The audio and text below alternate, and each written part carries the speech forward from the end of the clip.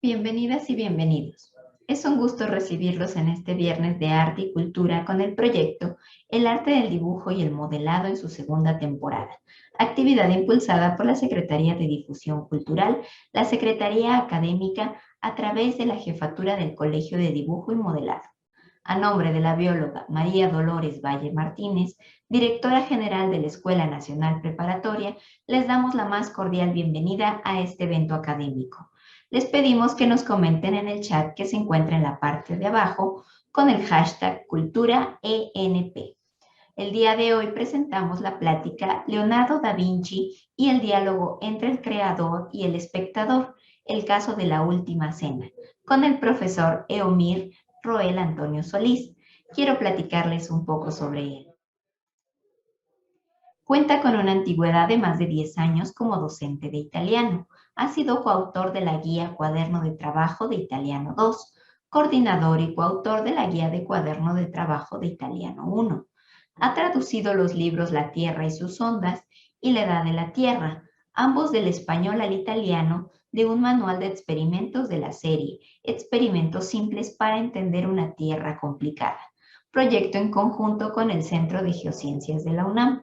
Ha impartido las conferencias Metacognición y el papel que desempeña la mediateca de la Escuela Nacional Preparatoria, la conferencia magistral Galileo Galilei, la caída libre y el nacimiento de la ciencia moderna, y actualmente es jefe de departamento de italiano. Los dejo con el profesor Eumir. Hola, buenas tardes. Vamos a comenzar nuevamente con esta serie de programas dedicados al artista Leonardo da Vinci. Y para esto nuevamente les presento a el profesor Eomir Roel Antonio Solís, jefe del Departamento de Italiano de la Escuela Nacional Preparatoria. Así que buenas tardes, profesor Eomir, y nuevamente le agradezco mucho su presencia en este proyecto.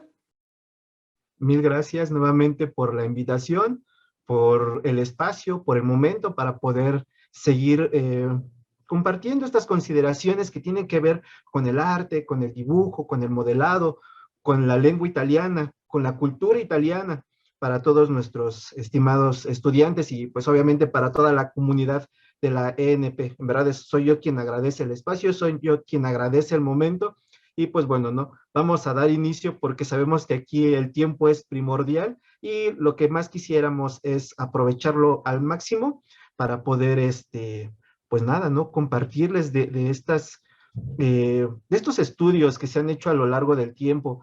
Ayer, o bueno, ayer, en las cápsulas anteriores estuvimos hablando acerca de todo el trabajo que tuvo Leonardo da Vinci, más o menos por ahí en 1495, seguramente desde un poco antes, todo este estudio del boceto, todo este trabajo del dibujo, pero que en esta ocasión vamos a verlo plasmado ya en un trabajo totalmente acabado y que además es uno de los trabajos más conocidos a nivel mundial. O sea, es un poquito como la parte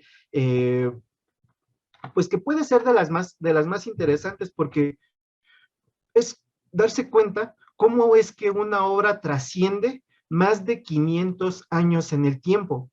Entonces vamos a empezar con el título de esta sesión que dice Leonardo da Vinci y el diálogo entre el creador y el espectador. El caso de la última cena. Les repito, ayer estuvimos revisando, estuvimos considerando los bocetos, perdón si digo ayer, la verdad es que muchas veces esto del tiempo ya, en mi caso y más en esta época de encierro, ya no sé ni en qué día vivo, pero bueno, ustedes en verdad por favor revisen las cápsulas anteriores, todas son interesantísimas. Ahorita lo que estamos haciendo es dándole continuidad al trabajo hecho en dibujo de Leonardo, y bueno, dice, vamos a empezar con el diálogo, estimada comunidad. Dice, algunas consideraciones que hacen de este fresco una obra enigmática. Y decía Leonardo da Vinci, la pittura è una poesia muta e la poesia è una pittura cieca. Algo muy bello porque en español sería, la pintura es poesía muda y la poesía es una pintura ciega. Imagínense, ¿no? O sea, es ese juego de palabras de una de las personas más enigmáticas e interesantes en toda la historia de la humanidad. Bueno, vamos a empezar en el cómo se ve la última cena. Repito, una de las 10 obras que más reconocidas son a nivel mundial desde hace 500 años. A su izquierda podremos encontrar el cómo se ve actualmente. Esta es una de las fotografías tomadas en Santa María delle Grazie, que es un convento que se encuentra en Milán. Otra vez les repito el nombre, Santa María delle Grazie. Y es ahí donde se tiene el fresco de la última cena. Y pues bueno, me encantaría, por favor, que la profesora Mónica nos compartiera sus consideraciones de esta obra, así como que a primera vista. Muchas gracias, profesor. Y bueno, pues actualmente lo que vemos y que ponemos del lado derecho esta imagen de manera completa, pues es una imagen que apenas sí se ve, ¿no? Ya se ve un tanto borrosa.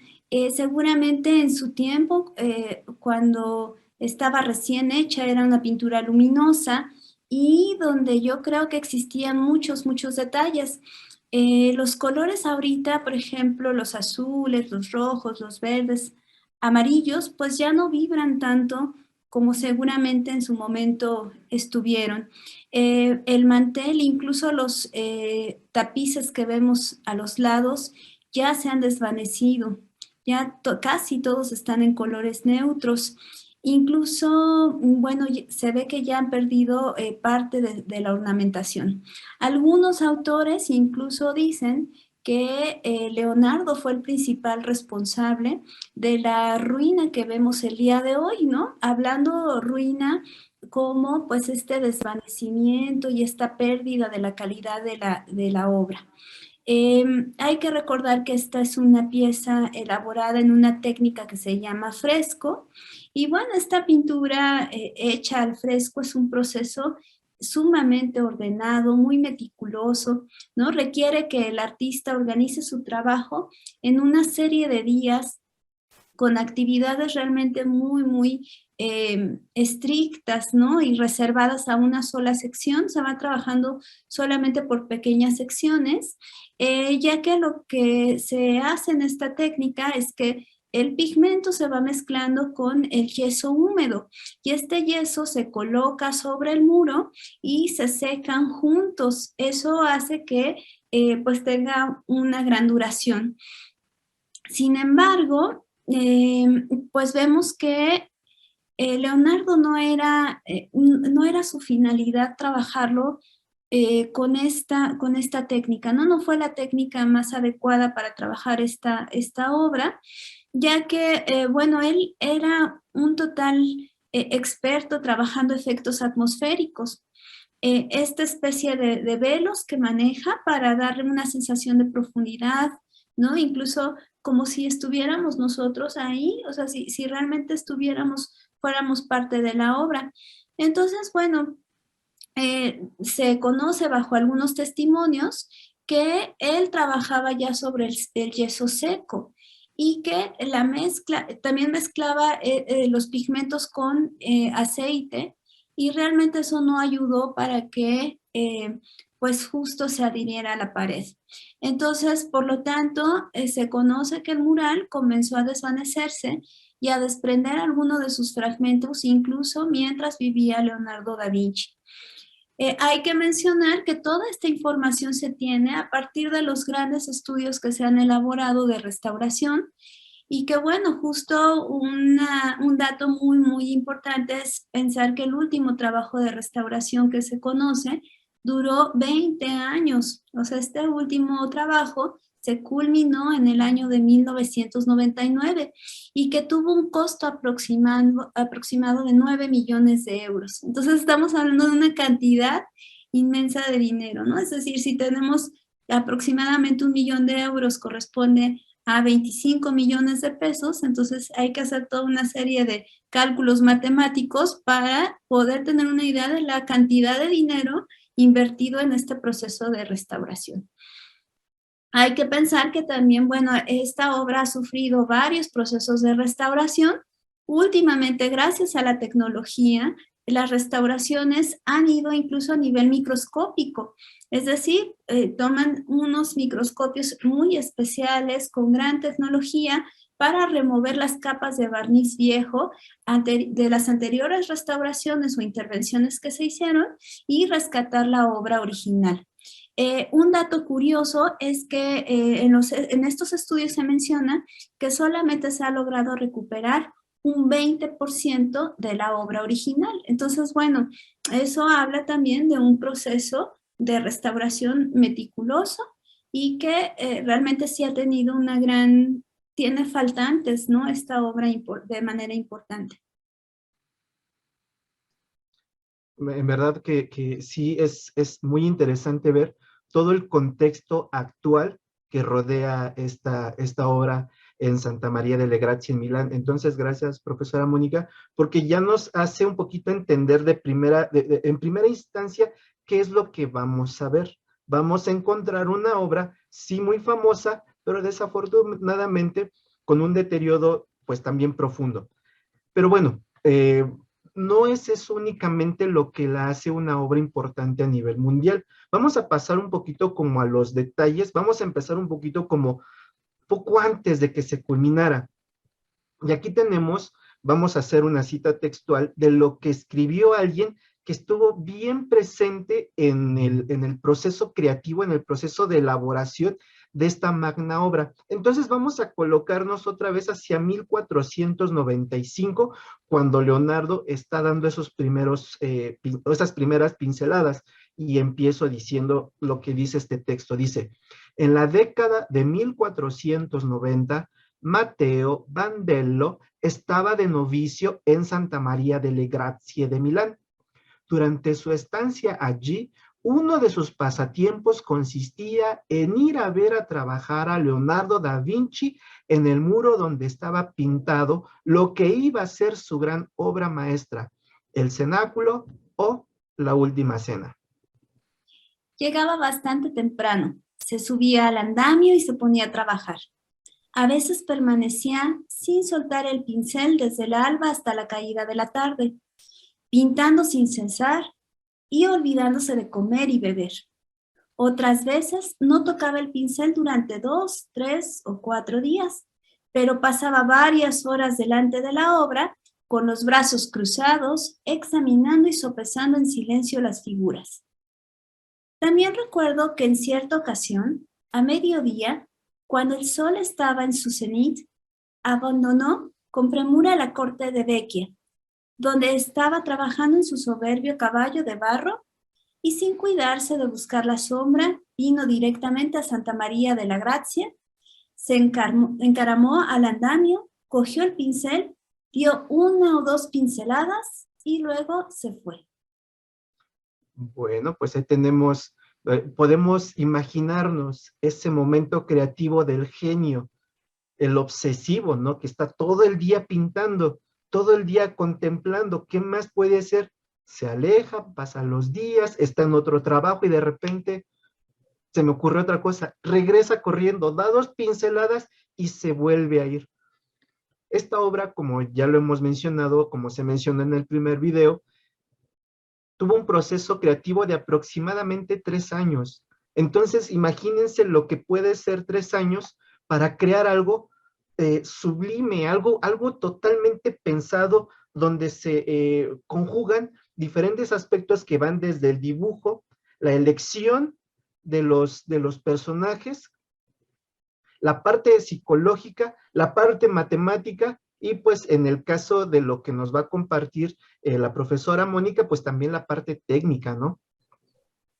Muy bien, pues sí, efectivamente se estima que esta obra fue realizada entre 1495 a 1498, es decir, fueron 3 años, pero gracias a la explicación que nos acaba de compartir el profesor Eumir y también uniéndolo un poco al relato de Matteo Bandello, podemos saber que Da Vinci le dedicó muchísimo tiempo a hacer esta obra, ¿no? Que fueron 3 años de pinceladas constantes y cesantes. Entonces, vamos a ver que él gran parte del tiempo lo dedicó a pues los elementos estructurales, es decir, a lograr una perspectiva casi perfecta para hacer al espectador, o sea, es decir, a nosotros que estamos contemplando la obra, como si fuéramos parte de esta trágica escena. Otro aspecto que llama mucho la atención es el cuidado en la composición, ya que todos los elementos y los personajes, como bien lo comenta el profesor Eomir y que al ratito, en un momentito más nos va a comentar, nos va a dar datos más precisos, están sumamente cuidados para dotarlos de un significado y por lo tanto de una lectura o narrativa visual. Así que, pues no sé si quieras comentar algo más acerca de esto. Sí. Ya una vez que conocimos la parte técnica, tal cual como nos lo acaba de mencionar la profesora Mónica, ya una vez que nos dieron el contexto histórico, que es una obra solicitada por uno de los duques más importantes de la que todavía no era Italia, sino más bien duque de Milán, de la familia Sforza, una de las familias más importantes, solicita este trabajo.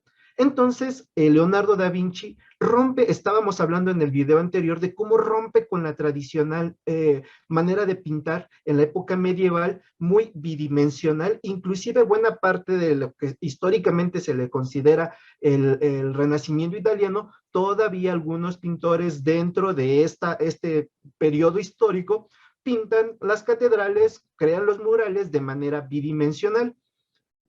Entonces, Leonardo da Vinci empieza a prefigurar algo totalmente diferente y es ahí donde se empieza a romper totalmente una tradición para crear algo totalmente novedoso. Esta escena, justo la que estamos viendo aquí, está pensada sobre todo como una representación teatral. Y cada vez que pensamos en la última cena, de manera tradicional, lo que se conmemora no tan solo en la religión, sino también mucho en la parte gráfica, es la institución de la Eucaristía. Ese momento en el que Cristo dice acerca de que su cuerpo es el pan y su sangre el vino. Entonces, ese momento era lo que generalmente se pintaba. No así con Leonardo, porque él decidió plasmar un momento donde él dice, y ahí está la cita textual de Mateo 26-23, dove dice: colui che ha messo la mano con me nel piatto, questi mi tradirà. Aquel que meta la mano en el plato conmigo, este me traicionará. Y es justo el momento en el que Leonardo da Vinci desea atraparnos, y así como lo dice la maestra Mónica, prácticamente hasta involucrarnos en la escena, porque lo que estamos viendo ahí no son las expresiones bidimensionales de la beatitud que se solía pintar prácticamente a todos los apóstoles. Lo que se tienen ahí son rasgos total y absolutamente humanos, que van desde los diferentes sentimientos como el estupor, la incredulidad, el miedo, la ira, y todos esos rasgos psicológicos que después de un estudio profundo a las escrituras, y además también de tanto trabajo de bocetaje como nos compartía la profesora Mónica, es que por fin se llega a una expresión prácticamente personal de cada uno de los apóstoles. Y a partir de ahí, una vez culminada toda esta parte psicológica, toda esta parte impactante de teatralidad en una obra, es donde con el tiempo empiezan los análisis. Análisis en verdad que van de la ficción más extraordinaria hasta el más minucioso detalle de un momento de contemplación, de vista, como lo decía también la profesora Mónica, de microscopio, de lupa, para entender qué es lo que estaba representando finalmente Leonardo da Vinci. Ahora bien, lo siguiente que y también esto que les estoy compartiendo no es porque yo sea un profesor de arte. Esto en verdad lo dejo mucho para el colegio de arte, del dibujo, del modelado y de todas estas expresiones artísticas que tienen la sensibilidad para entender mejor este tipo de obras. Muchas veces lo que uno hace como humanista, y eso es un poco también el legado que se pretende dejar en la Nacional Preparatoria, es de la investigación de todo aquello que nos hace humanos, de todo aquello que da un registro de la evolución personal, espiritual, técnica, científica de la humanidad. Y pues claro que Italia tiene una enorme tradición en cuanto a este tipo de evolución. Y pues bueno, esto es un poquito lo que vuelve a esta obra tan enigmática, pero que además no es lo único que se puede mencionar de ella. Les repito, hay estudios, vuelvo otra vez a mostrar los libros de Leonardo da Vinci, vean un poquito como el grosor, donde se da una explicación más minuciosa de no tan solo de las teorías, sino de lo que en realidad puede decir según todos estos estudios de geometría, de matemáticas, de pensamiento mágico, pensamiento hermético, que claro, estaba muy presente en la obra de Leonardo da Vinci y de prácticamente todos los renacentistas, ¿no? Un poquito para terminar y un poquito también para culminar lo que es el inicio, lo que es la intención de sembrar este interés del análisis de las obras pictóricas, del entender el trabajo del bocetaje, que se da mucho en el colegio de dibujo, que entendamos que no solamente se logra un dibujo de la noche a la mañana y ya es una obra acabada. Esto es un pensamiento muy moderno. En la antigüedad o en las épocas anteriores a esto que llamamos modernidad, era un trabajo dedicado. Y muchas veces hay registros de cómo inclusive Leonardo era un hombre que le daba tiempo a su trabajo y que no necesariamente salía de la primera pincelada o del primer dibujo una obra como la que tenemos a continuación. Vemos también un poco la parte de la geometría, del entender que o sea, Leonardo se le había encargado la última cena. En uno de los textos de los evangelios dice que la última cena tuvo lugar en un lugar que se llama cenáculo, il cenacolo en italiano. Un cenáculo es una habitación que se encuentra en un segundo piso dentro de las construcciones tradicionales hebreas. Entonces podemos entender un poco cómo es que vimos las primeras fotos donde la última cena no está a ras del espectador, sino en una parte superior, porque en verdad lo que deseaba en un primer momento o lo que se estima que deseaba Leonardo da Vinci era dar esa sensación de realidad, de total y absoluta realidad, no tan solo en los gestos, sino inclusive hasta en dónde iba a estar representado. Dejamos la presentación para que cualquier alumno, cualquier compañero de la comunidad que desee ahondar en el significado de algunos aspectos que tiene la obra, pues por favor nos pida la presentación y con mucho gusto se las compartimos. Dejen sus comentarios en el video para que eventualmente también si tienen alguna duda y se las podamos resolver, pues con gusto, ¿no? Lo hacemos. De esto se trata mucho estos videos, de compartir, pero también de nutrirnos de sus dudas, de sus experiencias. Seguramente dentro de la comunidad habrá alguien que le encontrará algo totalmente novedoso a una obra tan enigmática. La posición en la que están los apóstoles, ordenados cada uno en grupos de 3, por supuesto que tiene un significado, pero que eventualmente pues es cuestión como de irlo tratando, ¿no? Por mencionar solamente una de las muchas que hay, porque también el tiempo aquí es valioso, miren, esta agrupación podemos entender que son 4 grupos de 3. Para muchos, esa agrupación no es casual y se remonta a los 4 elementos, los 4 elementos primordiales, tierra, agua, fuego, aire, que es lo que conforma todo el universo, que es lo que conforma toda la materia dentro del pensamiento medieval. Entonces, quiere decir que todos esos elementos están un poquito por debajo o muy por debajo de la figura de Dios. Tenemos ahí los nombres de cada uno de los apóstoles, claro que está en italiano, porque los grandes estudios a la obra están en italiano. Por eso es importante desde la prepa empezar con el estudio del italiano. Por cierto, ¿cómo se llamaba cada uno de los apóstoles? Simone, Tadeo, Mateo, Filipo, Giacomo, Tomaso, Jesús, y pues bueno, aquí están los demás los demás nombres de los apóstoles. Cada uno corresponde de una manera casi precisa, muy estudiada a cada uno de de los signos zodiacales. Cada uno muy alrededor del sol, que sería la figura de Jesucristo. Entonces, y tienen un estudio muy sustentado, todo eso está en la bibliografía para que eventualmente la puedan consultar. Es simplemente, en verdad, compartirles de los estudios humanistas que se hacen a partir de una obra. Y con esto, prácticamente, mi intervención está llegando a su fin. Les agradezco, en verdad, por la atención. Profesora Mónica.